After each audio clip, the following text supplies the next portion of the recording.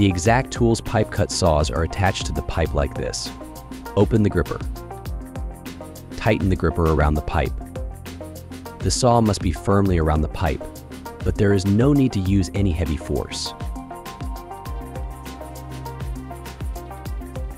When starting the sawing, first push the saw blade through the pipe wall. When the saw locks into the lower position, you can start sawing.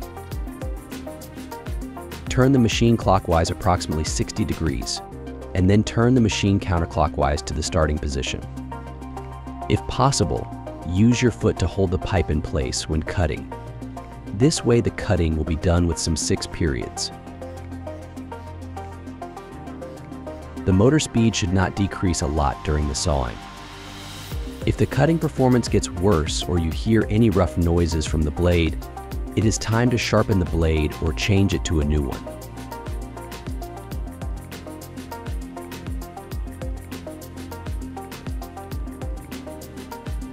The exact Pro Series models are made for professional daily use. These models have a laser beam indicating the exact cutting place. This ensures very precise cut result.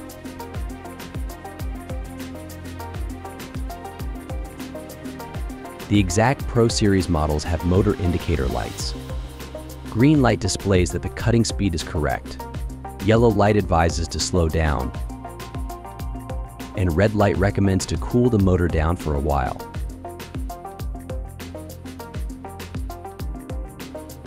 When a small diameter pipe is on the pipe supporters, you can also cut it by rolling the pipe by hand, not by turning the machine like with larger pipes.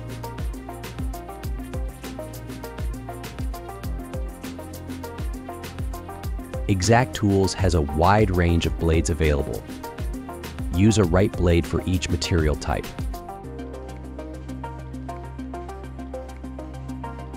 Clear recommendations for each material and machine type are visible on our website.